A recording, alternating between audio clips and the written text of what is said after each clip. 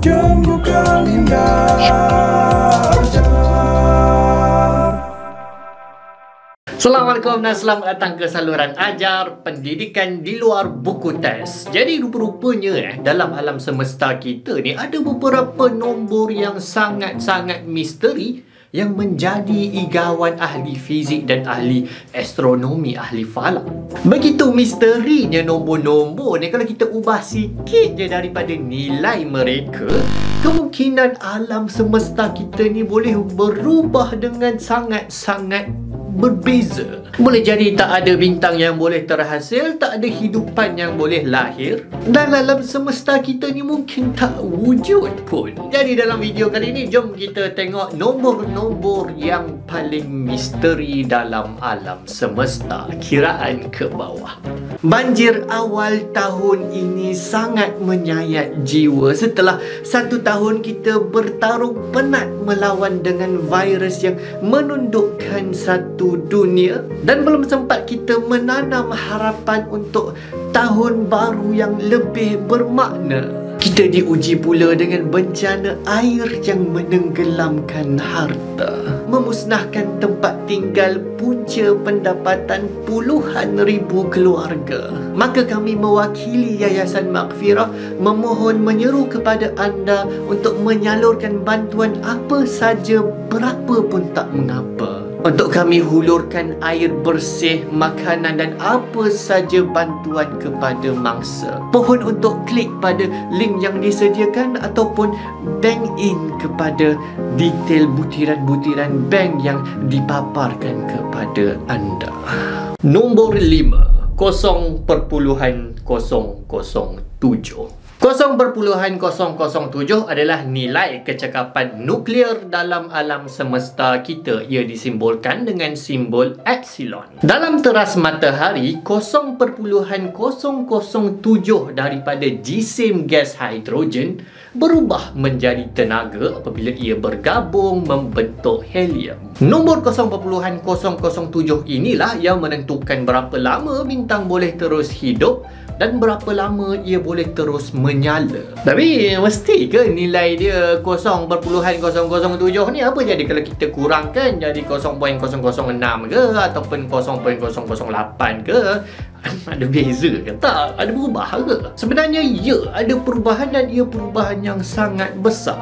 Kalau kita rendahkan nilai epsilon ni kepada 0.006 lah contohnya, proton tak akan dapat bergabung dengan neutron. Alam semesta kita jadi tak ada unsur-unsur kimia. Bintang-bintang akan mengendur kecil dan menyejuk sehingga akhirnya ia akan tersisa mati.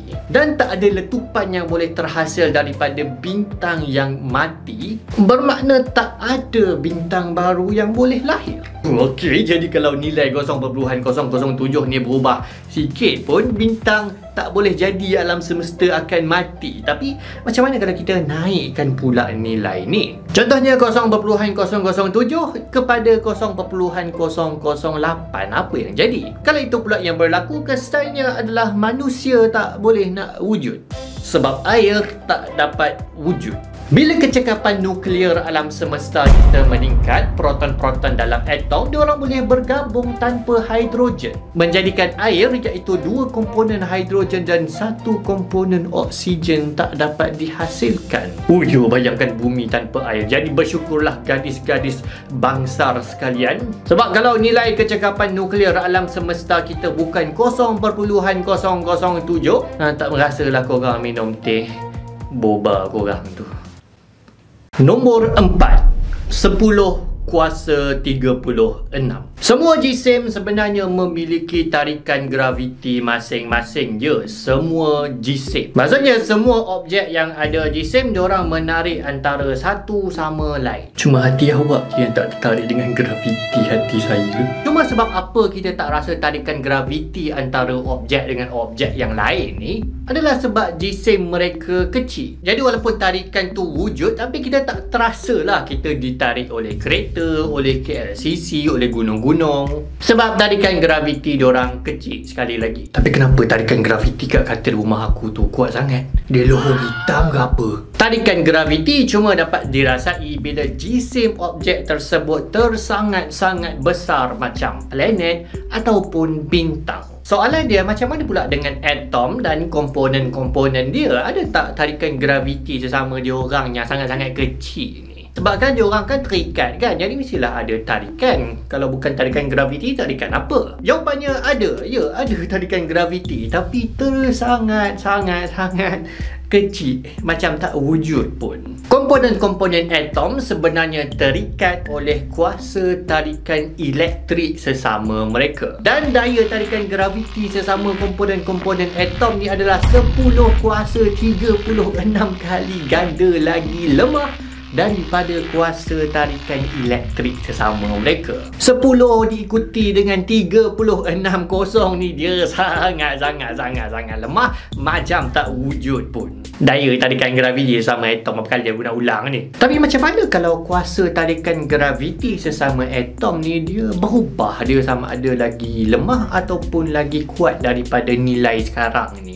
Apa jadi? Macam mana kalau katakan bahawa kuasa tarikan graviti sesama atom ni adalah 10 kuasa 30 lagi lemah daripada tarikan elektrik?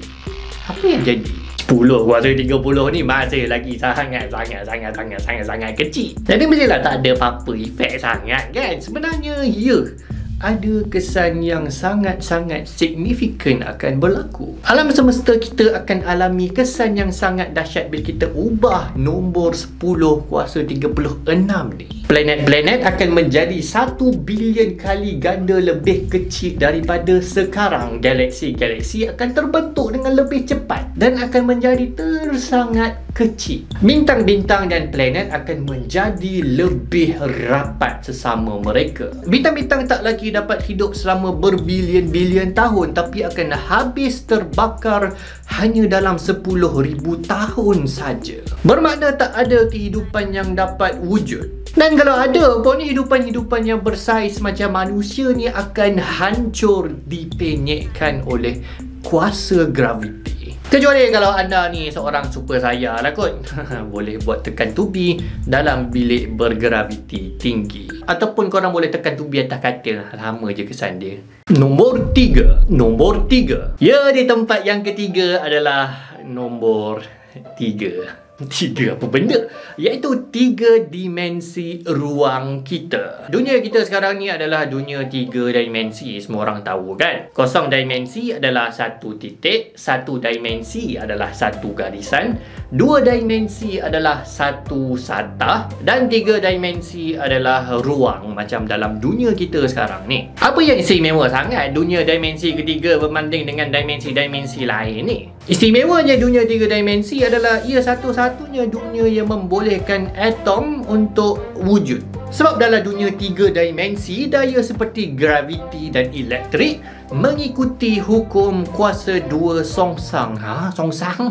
Songsang apa ni? Ini bukan songsang yang macam-macam, ini songsang fizik. Maksudnya bila kita pergi 2 kali ganda lebih jauh daripada satu jisim ataupun satu charge, daya tarikannya adalah 4 kali ganda lebih lemah. Jadi dengan hukum ni, benda yang mengorbit macam planet pada sistem surianya ataupun elektron pada atomnya adalah stabil. Bila mereka mengorbit perlahan ataupun laju sikit saja orbit mereka akan berubah. Tapi dalam dunia 4 dimensi, kalau adalah dunia ni, mereka akan mengikuti hukum kuasa 3 songsang. Bermakna kalau planet ataupun elektron tu dia perlahan sikit je, ia akan berpusar laju masuk menghentam pusatnya. Kalau dia laju sikit je, ia akan berpusar laju keluar menuju kegelapan. Atom akan jadi tak stabil, maka dia tak boleh nak wujud. Tapi macam mana pula dengan dunia yang dimensi dia lagi kecil? Contohnya macam dunia 2 dimensi ke? Walaupun dunia ni mungkin menjadi kesukaan dan kegilaan ramai orang yang bergelar Dunia dua dimensi ni dia tak boleh ada rangkaian-rangkaian yang kompleks. Tak boleh ada saluran khusus dalam perut. Garisan-garisan sentiasa bertembung antara satu sama lain dan tak boleh ada struktur kompleks macam usus perut kita ni. Apatah lagi dunia satu dimensi yang hanya ada satu garisan. Lagilah tak boleh nak hidup dalam tu. Tapi kalau korang tetap pasang impian nak pergi ke dunia dua dimensi juga, tak apalah, bolehlah pergi. Kita tak judge. Okeylah, judge sikit je lah. Nombor 2. 1. Video ni memang sengaja nak troll ke apa. Omega menurut ahli fizik adalah nilai yang menentukan nasib alam semesta. Alam semesta kita hancur binasa bergantung sama ada omega ini melebihi nilai 1 ataupun tidak. Kalau ia lebih daripada 1, alam semesta kita akan menguncung dan mengalami Big Crunch. Sedap pula nama ni. Tapi kalau dia kurang daripada 1, alam semesta kita akan terus mengembang. Sekarang nilai pengiraan yang dibuat mendapati bahawa nilai omega alam semesta kita ni adalah lebih kurang 0.3. Tapi pada waktu awal Big Bang ataupun letupan besar yang teorinya melahirkan alam semesta kita ni, omega ini adalah nombor yang sangat penting untuk bernilai 1. Ia mesti sangat tepat. Kerana jika kurang sikit je nilainya pada permulaan kelahiran alam semesta pada Big Bang itu, iaitu 1 saat setelah letupan besar, perkembangannya akan jadi sangat laju sehingga tak ada galaksi yang dapat terbentuk. Ataupun kalau nilai omega ni terlebih sikit je daripada nilai 1 pada permulaan kelahiran alam semesta akan menguncung sebelum ia boleh bermula. Nombor 1. 1/137. 1/137. Nombor ni 1/137 dipanggil sebagai pemalar struktur halus, iaitu alfa, dan nombor ini dianggap sebagai nombor yang paling asas dalam alam semesta. Dan kewujudannya menggarukan kepala ahli-ahli fizik. Ahli fizik menggelar nombor ini sebagai misteri yang paling besar dalam fizik. Satu nombor magic yang datang kepada manusia tanpa manusia faham langsung tentangnya. Ringkasnya, nombor ini menerangkan tentang interaksi antara charge elektrik oleh elektron dan kelajuan cahaya. Berbeza dengan nombor-nombor malar yang lain yang kita biasa kenal, nombor 1/137 ni dia sangat istimewa kerana ia tak berdimensi. Ia nombor yang tulen. Itulah sebab ada cadangan kalau kita nak berkomunikasi dengan alien, kita nak hantar apa-apa isyarat kepada diorang, kita hantar nombor ni 1/137. Sebab bahasa-bahasa lain mungkin alien tak faham, tapi nombor 1/137 ni dia sentiasa akan kekal nombor tersebut. Dia sama di seluruh alam semesta. Dan apa akan jadi kalau kita ubah nombor ni? Disebabkan ia adalah nombor yang paling asas dalam alam semesta. Kalau kita ubah sikit je pun, ia mungkin mengubah keseluruhan alam semesta kita ni, mengubah hukum fizik dan juga mengubah hukum kimia. Jadi itulah dia sedikit sebanyak tentang nombor-nombor yang paling misteri dalam alam semesta. Jadi kesimpulannya kita tahu bahawa alam semesta kita ni dia dirangka, dia dicipta dengan begitu tepat dan terperinci. Tak ada ciptaan manusia lain yang kalau kita tengok walau sehebat mana pun kejuruteraannya yang boleh mencabar kehebatan, ketepatan penciptaan alam semesta kita ni. Dan dah pasti yang lebih hebat adalah yang mencipta alam semesta kita ni. Dia pasti sangat-sangat bijaksana dan pasti sangat-sangat memiliki ilmu pengetahuan yang paling agung yang kita tak boleh nak terbayang pun. Dan dah pasti ada beberapa lagi lah sebenarnya nombor lain dalam senarai, tapi kita kemukakan 5 ni dulu. InsyaAllah kalau ada rezeki mungkin kita buat dalam video yang lain ke. Jadi macam biasa, kalau anda suka dengan video ni, anda tekan like, share dan subscribe. Dan macam biasa juga, kalau anda menyokong saluran ajar ni, anda boleh tekan pada butang ajar untuk menjadi ajarian dan menjadi penyokong saluran ajar. Terima kasih kerana menonton. Kita jumpa lagi dalam video yang akan datang. Assalamualaikum.